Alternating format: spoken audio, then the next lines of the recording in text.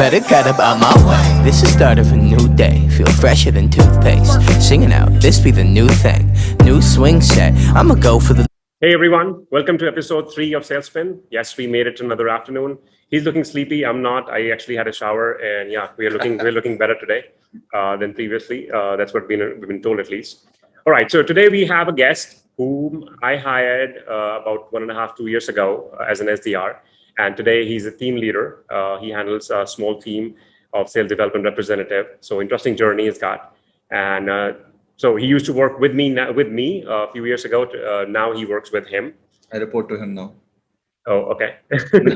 So welcome, Surya. This is the chance, Surya, when you enter. Okay, yeah. We'll make it work. Don't worry. Welcome, Surya. Oh man, I thought that he'll be walking in with his glasses on. Yeah, that's what we told him to do, right? Just like those semicircle ones. And like, oh, I need to remove this. or probably those one. I don't know what that's called, where you actually. Oh yeah, just open that. Yeah, that would look cool, man. That would look cool. You look like so Surya actually works in night shift, US hours, and he hasn't slept. So he probably started working 24 hours ago, or maybe more. So he has not slept for 24 hours. So great job already. We're very thankful that you're here. And I know, again, you charge like a bomb to be on this show. But yeah, either way, it's worth it. Thank you, guys. I expected some coffee, but you just guys gave me like some water. I think you guys should get that's warm water. So that's warm water, yeah. Think of it as espresso. Yeah. Right. It is good for your hair, right? So since you're growing that. What's behind the hair, by the way? Like YOLO. You just do something different, right? So that's not. And you should do this also. Like every time he says YOLO, just. Nice water. So I feel that today's episode is pretty. I was really looking forward to it since last night because I work with Surya and he actually helped me transition into the SDR role in the SaaS industry. He gave me that guidance in terms of understanding the product before you actually sell that. Something which a lot of companies kind of miss out on is something about what Surya did for me. So thank you, Surya. Thanks for. Why are you lying so much just because we're on camera right now? Last time we spoke, you said, Surya made my life a living hell. I didn't say that. You said that. Probably out. I'm actually sugarcoating right now. What you said was way worse. That my mock calls with them were like, that I went through hell and came back, something like that. I don't know. I'm like sugarcoating. I survived. You said. Yeah. Now you're sugarcoating. I came out as a rock star. I think that's an understated. Yeah, you never said that. You never said that. What doesn't kill you makes you stronger. Makes you stronger. Absolutely, I totally agree to that. And who gets killed every day in SDR? Absolutely. Well, okay. I think it's an interesting topic. So I want a very funny answer for this. Why did you become an SDR? Because I wanted my life to be miserable, I would say. Okay. Nice. And I got rejected in every other job that I applied for, and this was the only one that I got selected. Okay. So Rahul, you're saying, so basically Rahul, before this video started, said that he hired him 2 years back. And so is it safe to say that because nobody was hiring Surya, Rahul was like... I would not comment on that. No comments, no press, no paparazzi, please.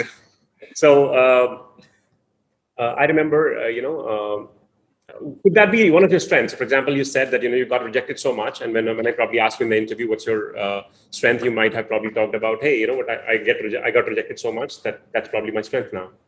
Absolutely. Could be. And I remember a funny story, okay? So not many people know that, but I don't leave a single chance to narrate this story. So before, Surya came for the interview, he had actually taken a break for about one or two years to travel. And when I'm in the interview, I'm thinking, hey, you know what? This is a hippie. Okay, I'm going to hire a hippie. This is going to be an interesting addition in my team, whether he performs or not. At least we'll have some fun. And I'm being very honest, and I've told this like so many times before.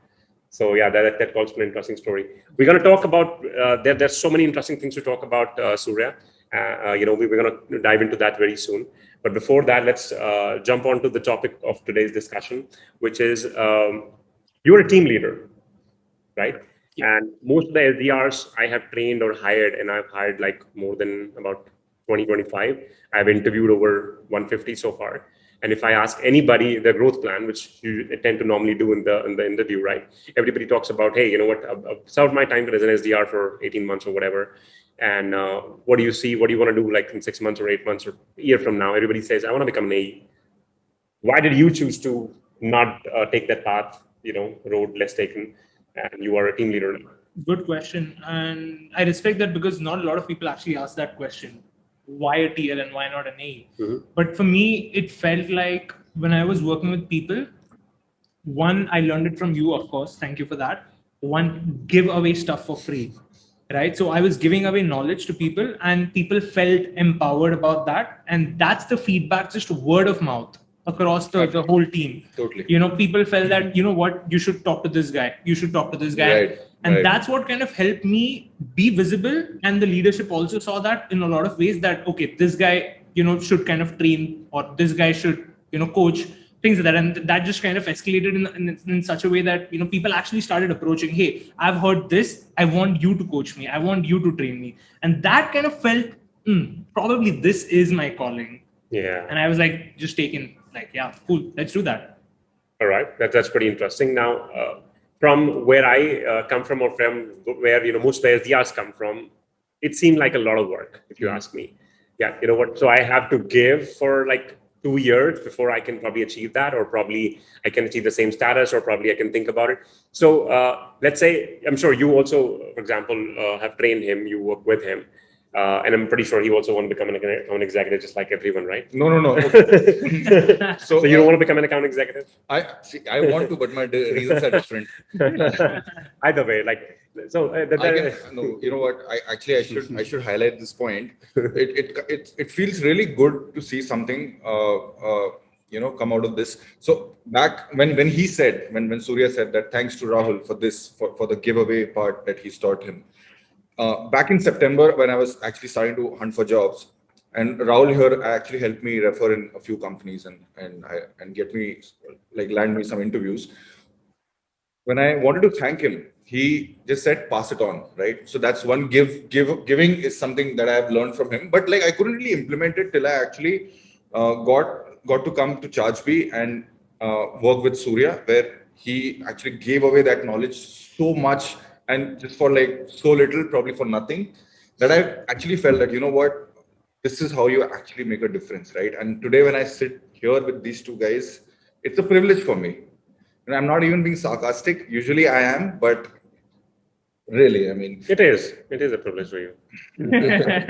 So I'm not sure if anybody actually knows Surya. If you know him well, you will realize that he's someone who really, it comes very natural to him that, when he wants to give, it's not that, it's not forced, right? So you don't have to, like, for few people, it'll be like, for example, if I when I told him, I'm not saying that it doesn't come naturally to him, but when I told him, for example, it's forced right now. Yeah, I should stop sugarcoating things, right? So, for example, if I tell Coach Kaushal, straightforward, it'll be like, okay, what the hell, this is some new gun he's probably, throwing at me. But for example, if I tell him, I don't have to tell him, first of all, I know he will do it, like, without even asking. Yeah. And there are tons of people to whom, this might come naturally. If it doesn't, I would say, even if you think, you want to do this forcibly, it's okay. Do it for some time. And then after that, you'll probably get the hang of it. It's just like going to the gym for the first time. So yeah, that's pretty interesting. Absolutely. Burn your fingers once, you burn it like twice, and you get to know, do you really want to touch that? I mean, we would probably want to put a warning. I don't know if our kids are mature enough to understand this was a joke. Some people might, I don't know, burn the finger. You're planning kids? No, not at all. Sensitive topic. Okay. Yeah, that's said and done. Yeah. So what I wanted to actually know from Surya, like, and this is, I mean, I feel that it's important we discuss that right now, because we usually don't get time in this work environment that we have, where we work from home, to actually talk in person. And I think if we talk about that today, that's gonna really help me and the people who are viewing this, right? So a lot of companies, and I'm just mostly talking about SaaS companies, software as a service, you really need to, I mean, okay, how do I frame this? A lot of people sell their products, they're good at it, they're hitting their numbers, right? But I can say that now that most of them don't know the product that well, right?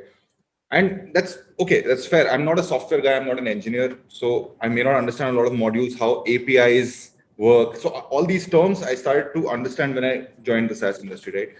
But I still sell that, I'm meeting my numbers, whatever you call that, right? But I believe that what you are selling, you should know what you're selling, basically, right? What's your take on that? I totally agree with that, because if you ask me what is an API, I still don't know what is API, but I am surviving, right? That's the secret to my survival. Not knowing stuff, but also sometimes what Rahul says is like, fake it till you make it. But yeah, if you make it, no one can, pull you down. If they pull you down, again, try to climb up the ladder, right? So that's one way. But the other aspect to that is obviously trying to understand the industry rather than the product itself. So you need to know who you are selling to, what they need basically, and through that the product you can basically tell, okay, you know what, you're in this industry, I've spoken to 10 other people who are facing the same problems as you, so I'm sure you also have this problem. Like, yeah, how did you know that? Yeah. Right. And that's how you're like, yeah, dude, I'm the expert. Like, yeah, you are the expert. Like, I want to buy it from you.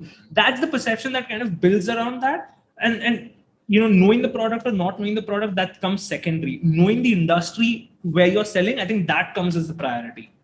Yeah. So totally agreed with that. And yes, so basically to basically add on to that question, now that you've spoken about that when you actually solve someone's challenges, you also get to know your product, parts of it, right? Absolutely. And this happened with me yesterday. This is actually a true story. I was talking to a prospect who brought up a competitor and started asking about the competitor's features, and then asked me, how does your product stand out as compared to the features that your competitor is selling?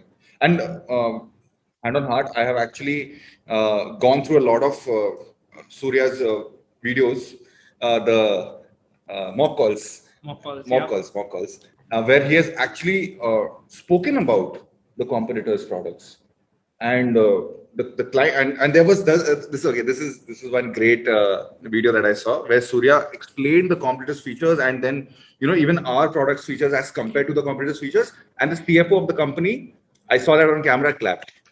Did this? Yeah. Wow. So were you in a Zoom call? Yeah. So because there were like multiple people joining the call, and it was like the first SDR call. Wow. So instead of 15 minutes, I took the call for like about 25 minutes. But at the same time, I knew that I could He's again sugarcoating. I'll give you an example. So when he was in SDR, and I was managing him, and so as an SDR, you're of course supposed to make certain number of calls in a day, right? And you have to finish those activity, make sure all the tasks are done. So I remember there was a time on the very first call. What is the maximum time SDR should spend? Like 5 or 10 minutes? I distinctly remember. Maximum is 15 minutes. I distinctly remember he spent 40 minutes on an introductory call. That's how passionate he is about helping people. That's how it's a good and a bad thing both. I just want to know, how do you do that? Like, how do you do that? That's a question you should be asking. No, not the timing. I'm just saying, how do you compare your competitors' products to your product and sell your product, not defaming or not demeaning the competitors' product? I've seen you do that. Absolutely. One thing is, how many people over here, actually spend a lot of time on what the competitors are doing rather than just focusing on how we sell better.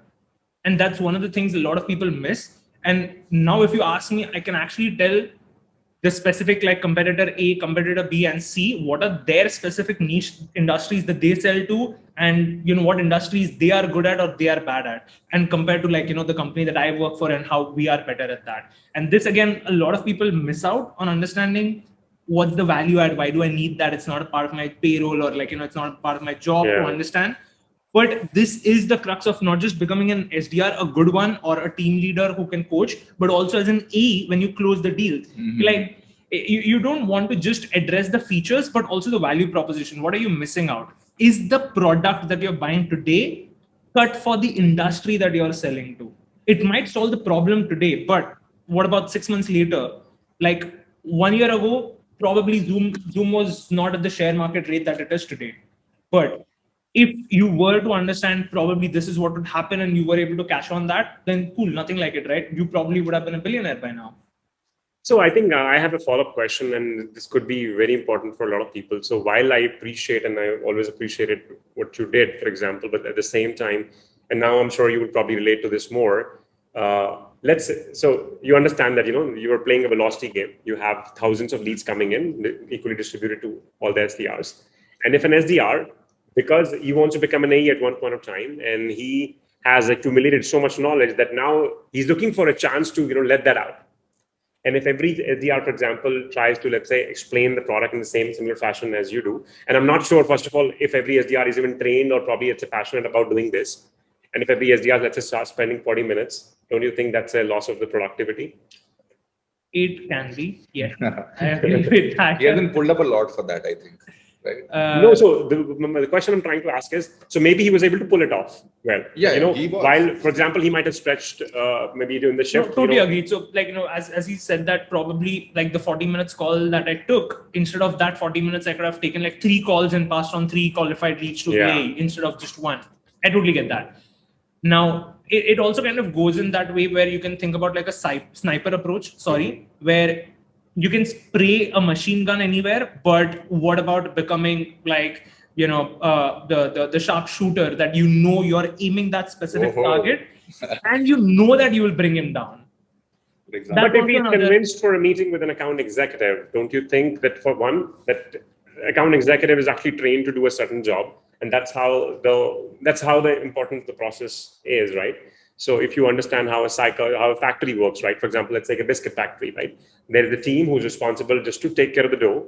Second team is probably responsible to make sure all the ingredients are actually in place. Third team is making sure making is on point, the temperature is okay. Fourth team is making sure the quality is in check. That's the reason they have processes, and that's the reason you see everything is working seamlessly. If the dough guy starts to think, you know what, let me start baking, because I want to get into baking someday. I want to take up the baking. You know what? I'm going to take this dough and, take it somewhere else. And I'm going to start a new factory, within the company. And while he's doing a great job, he will also produce it. But what we are doing is probably in that case is actually messing up the whole process. Don't you think? I would not completely agree to that, because I would think about it in such a way that, example, if you were to go to a sweet shop, okay, and you just look at it, probably you might not be liking the sweets that are there in the shop, and you might just turn away and go back. But if you get a person who knows probably what you like, even though you could be diabetic, you could have one piece and you could die, but still be able to sell you a kilo of that sweets. That's what probably can be done in terms of understanding that sniper approach, right? Because I'm not trying to sell you that 1 kilo because that's what the cashier would do. What I'm trying to do is just get to the next counter where you're able to actually see those different sweets that might catch not your eyes, but what your wife needs maybe. You would still buy that. Okay, follow-up question. Again, another example, since we're throwing examples. You go to a doctor's office. Okay, there's a receptionist there. And this person has been there for a while. She, of course, knows what kind of diseases the doctor diagnoses and, eventually gives medicine to. The doctor has spent like good enough time. He's been trained well, spent 5 years in studying, then the practice and all that stuff. Now, just because you let's say as a receptionist, you know something about, okay, you know what, his stomach ache, it must be this way. You don't have to go to the doctor. Why don't you take this medicine? Right? This is funny you bring up this is an example, but this is a funny example, but it's actually true. Like, I have known people to take medical advice from a chemist.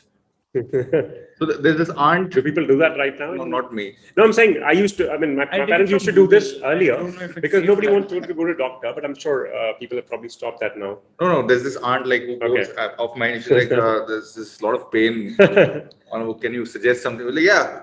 So to take out this one, and then he gives the medicine. She's like, so she trusts his confidence. Confidence, yes. See, I know that works, and that's probably what Surya has, the confidence. Okay, good point. So I think I'll take that, as a valid point. But do you think everybody can wing it, or probably everybody? So okay, let's take the same example what you had earlier. You go to a doctor, and you speak to the receptionist. The receptionist is like, you know what? You don't have to probably spend $1,000 on the doctor. Yeah. Why don't you just take this medicine? Now you are actually messing up the whole ecosystem, right? Agreed. And you probably could be like a great SDR who knows about the product, and you can explain the product just like the way it's supposed to be done, even though you've never been trained on this, right? What if the other SDR imitates you and now messes up the whole system? He's talking about me. I told you one time I told him that I had shared my screen to show the prospect a product just to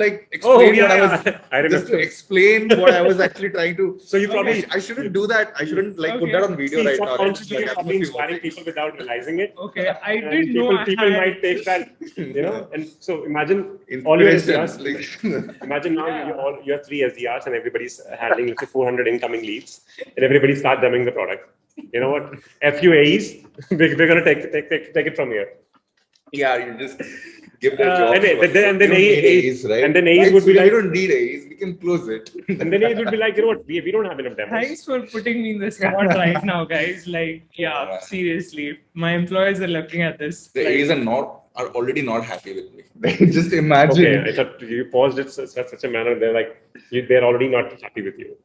Me. The way you paused. I'm learning, guys. I'm learning. It's okay, you know. So keep doing thing. Obviously, once you going back to that example, only once you touch it, you know it's hot or cold, right? So Diplomatic answer. Let's not touch that. Okay, we have right? three things left now. Yes. First thing we want to know is why are you growing your hair despite the hot afternoon in Bangalore? It's very hot. You already said it's too much work. We would want to know if you're trying to inspire, you know. I respect that actually. I don't want to question that. I think it takes a lot of discipline. Discipline In Bangalore water, with Bangalore water, because Bangalore it takes a lot water of is discipline. hard water. Yes, Is Bangalore hot water? I don't know. Yes, Bombay has got soft water. Bangalore has got Maybe my hard hair water. is just too nice. I don't know. I know what you do before videos to your hair. Whatever. You work a lot on them. That's okay. The video can be 20 minutes, but the hair will pop into 40 minutes. So you know the reasoning, right? Okay, I have a question for both of you. Yeah. Yes. Okay. And this happened. I mean, when Rahul had asked me in the previous video that we were actually talking about this in our first video where you wanted to know what SDRs are thinking, right? Yeah. And last night I had a good 15-minute conversation with an SDR where we both are really passionate about the product. Mm-hmm. Okay, I'm not gonna name him, but we both are really passionate about the product. And when I told him that I'm doing this video today with Surya, he was like asking this question. Okay. So I can't ask him all the questions because of the crunch in time. But I would we both were really curious about this one thing. You're scaring me. Literally, you're scaring me right now. No, Yeah, he's building the premise, right? You know, the tenet sort of. You'll be pretty chill answering this, so it's okay. Okay. It's not about the product or anything technical. It's like so in my previous sales job, I had to manually do a lot of things before I came here and realized, oh, these are the tools that are automatically synced, integrated, and doing that for me. One example being sending out proposals. Second example being following up with prospects, right? So this was mostly manual, and I'm adding the manual and I'm adding the word manual after coming to this job. Earlier, I thought that's how it's done, right? Gotcha. So yesterday, this SDR and I were discussing, as an SDR, sometimes it gets a little monotonous, like in sales, because we are doing probably following the questionnaire, sending the email templates, and doing this day in and day out gets a little monotonous. What if tomorrow there's a tool that comes in, right, and replaces us? And that's when we thought Surya. Because if we have that kind of knowledge, or probably if not knowledge, if you have the curiosity to learn every day, we are not replaceable. Like we cannot be replaced at least for the next 5 years. So can tech sales replace SDRs? Is my question to you. Good question, actually. Really good question.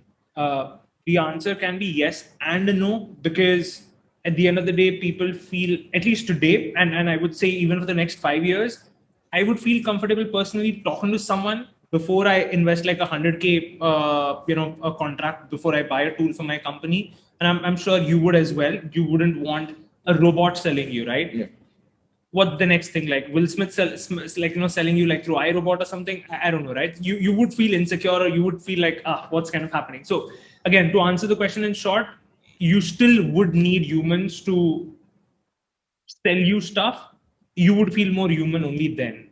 You would feel connected. Otherwise, I don't think it probably would replace humans as totally, completely. Yeah. So you're saying that it has to be personalized, and that cannot be done through any automated tool. What if a person? It can be done, because I was having a conversation with Rahul about this, and I know he was about to jump over here because you're trying to hold on. Yeah. I know there are tools literally that can pick up resources from like LinkedIn or your Instagram or whatever, and then customize an email basis on that, and then throw that email out. That can be done, but that's just a step in the door. But what about actually closing the deal? You need someone to talk to before you get that question answers like, okay, fine, yes, now I got the confidence, let's put that signature on that paper. I think for that you still need a human. I would differ. Not agree. I got it. I would differ. At the same time, I have a mixed opinion. I'll tell you why. I'll tell you where I'm coming from. So I'm not sure if you've read this book, Art of Thinking Clearly, okay, which has it talks about a bias or something, where it talks about a wonderful thing, where it says If something has not been replaced in the last 20 years, chances are it will not be replaced in the next 20 years. So let's say, for example, email. Email was born in 1980s or I don't know, 60s probably. Email still exists. Email is still the most vital thing we have today, right? As an SDR, most of your job is done on email, right? Similar is also true for human beings, I would say. And I think to really, if you want to really deep dive into this topic, there's a book called Bots. It's on Amazon. I'll probably send you guys the link. I'll also put the link here. It's a wonderful book. I have just read the premise. It's on my to-read list this year, that how you can probably future-proof your career, sales tech career, from let's say automation or technology, basically. So as long as like rightly he put, as long as there's a human touch to it, I'm sure people would want it. But at the same time, I have been listening to these podcasts recently where these people, of course, especially in US, where they talked about, in fact, this was in John Barrow's podcast recently, where he talked about that they flipped or they actually bought $2 million houses without talking to a single human being.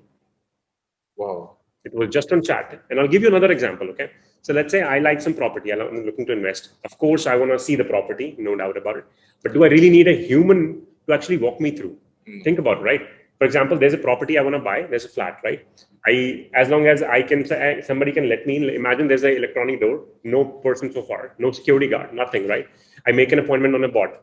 I go to security. I enter the key details or key number, whatever. I get into the room. I see the hotel. I say the flat. I come back home. I speak to a bot, or I speak to chat with somebody. This could be a bot. This could be a human being at the back.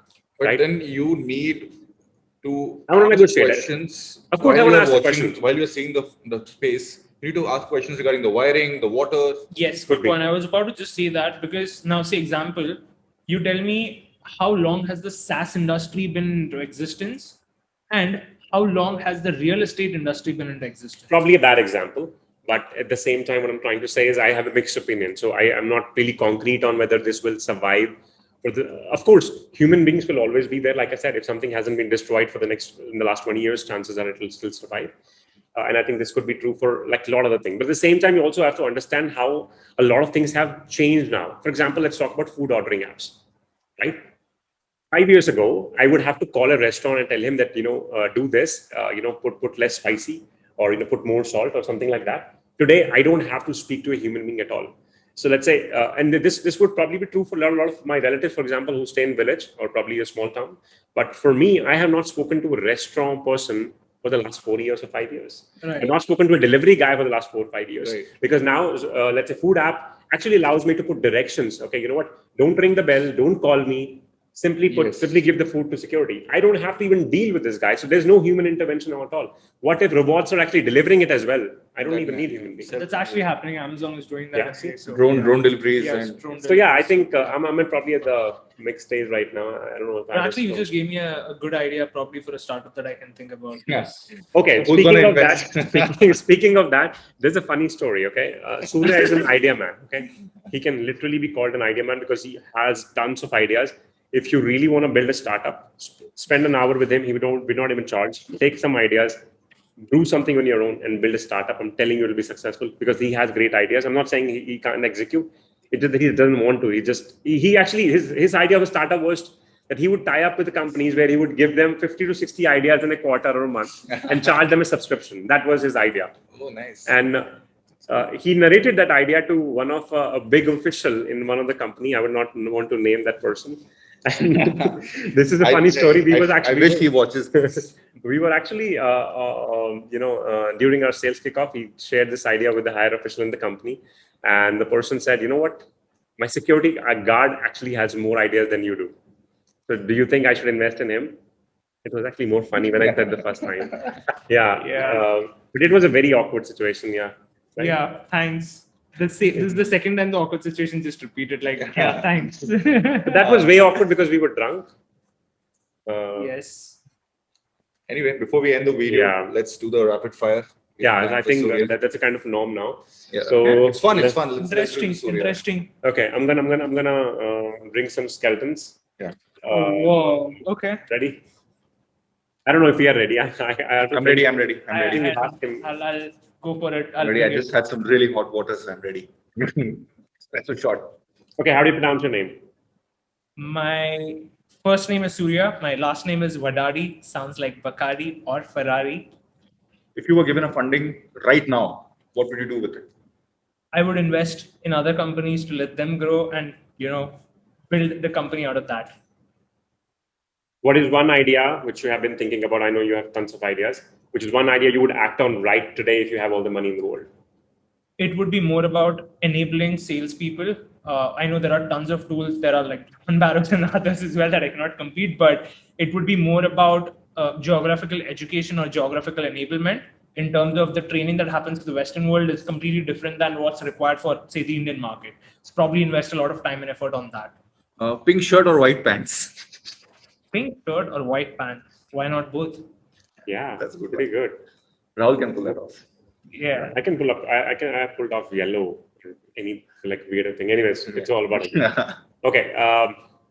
One advice which you think for all the SDRs out there probably who are like getting into the role.